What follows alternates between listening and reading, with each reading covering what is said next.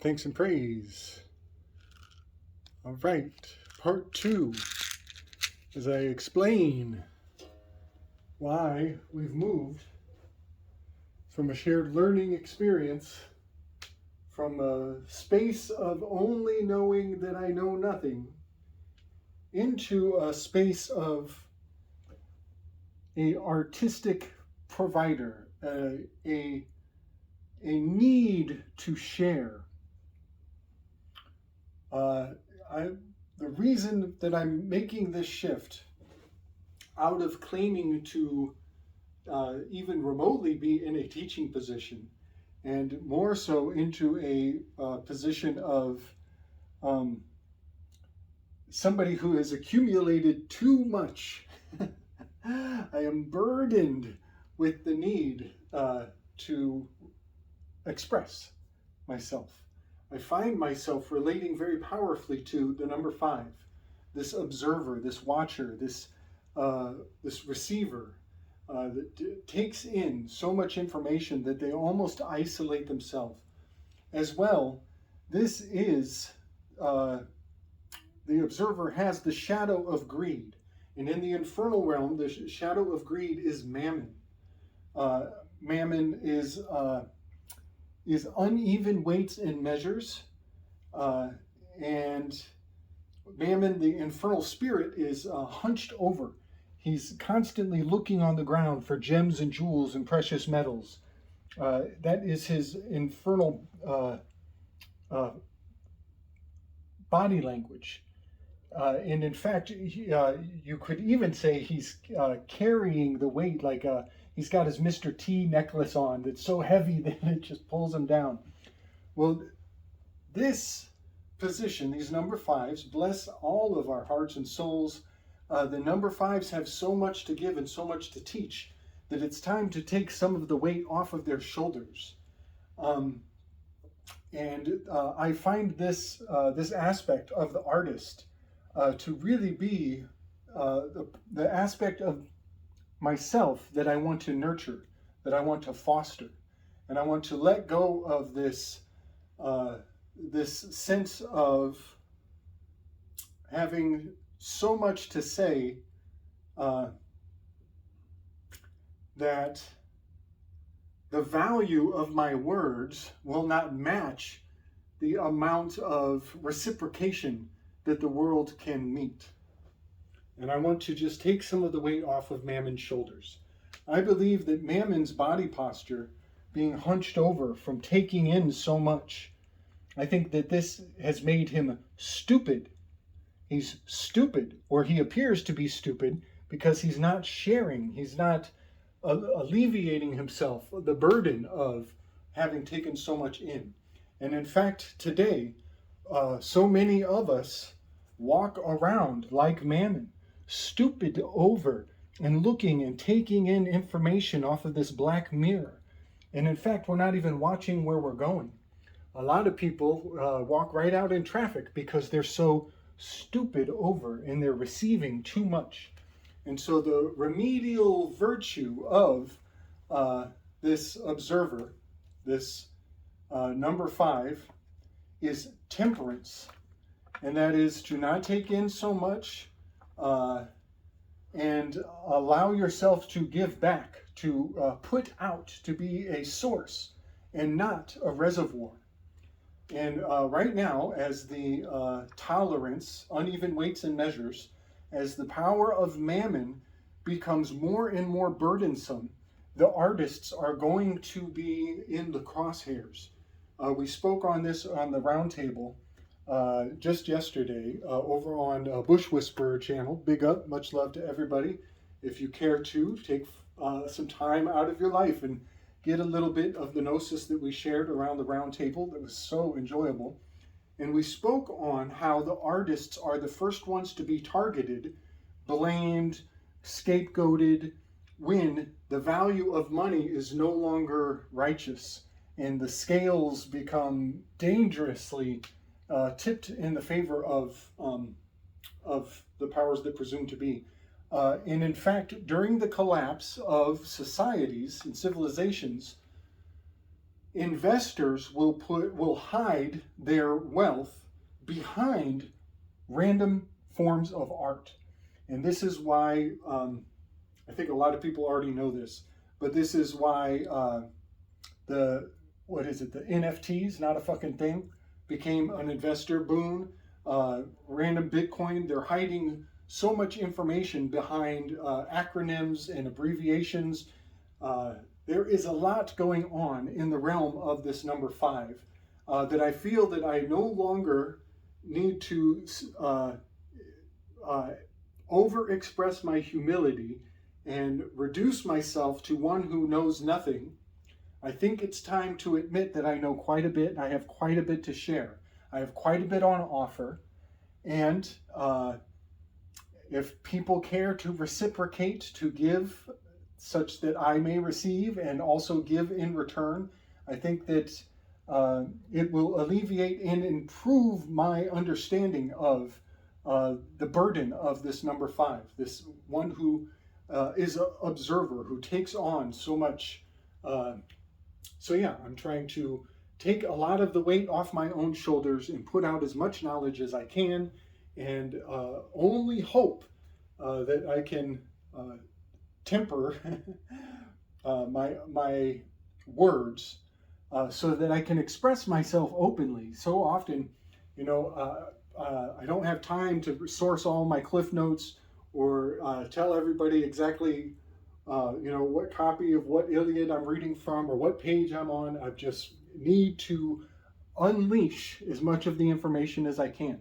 And so in this adjustment from the 7 to the 5, now Socrates was attracted to Agathon, and he was trying to build a relationship with Agathon. He could sense that this artistic tragedian had a great deal that Socrates could learn from. He was hoping to build a rapport with the source of tragedy.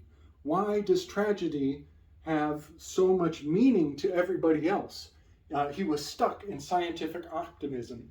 And we, as a culture today, are trapped in this perpetual state of doubt, which puts us in standing in the negative. And we disempower ourselves by stating that we know nothing at all. And it's time to express what the tragedy of how hard it is to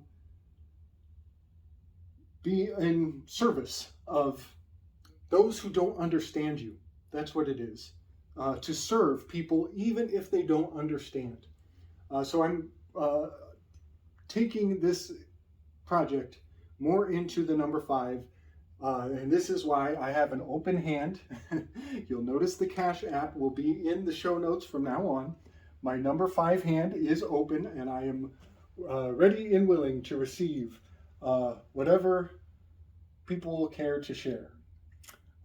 It's very fun. The coin is the implement of the instrument that you hear me play at the beginning of every episode. And that coin is it is the price of being misunderstood. We'll say that. Okay. I also, in this episode, I'm going to flash quite a bit of graphics that I've put together. I want to really confirm many examples of the altar. I'm going to flash an image. It has at least 7 different classical artistic renditions of Greek mythology and Minoan Dionysian, very much in the theme of Dionysus. And what I'm doing here is I want to show consistency is the hallmark of truth.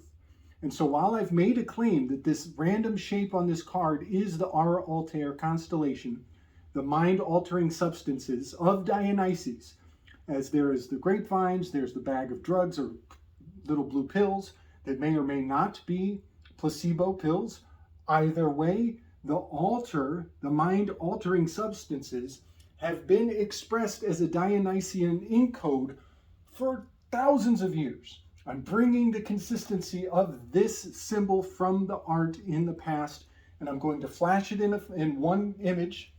I'm going to have the Aura Altair constellation, and I'm going to have this little yellow shape right next to the negative space that is invoking the constellation of Altair. And the lesson of the painting consistently is telling the onlooker about the alterations, the changes of mood, the changing of the mind, the changing of the mode of the characters in the art. And what is a bit difficult is that we cannot prove a negative. There are no words, I don't have any book cope to send people to go say, oh, this guy from Harvard, he agrees with me. I don't have any of that. I'm starting from scratch. And I'm trying to prove a negative here, something that has not ever been stated.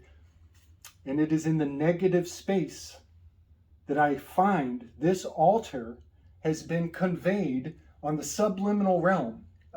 Because it's in the negative space, there is plausible deniability.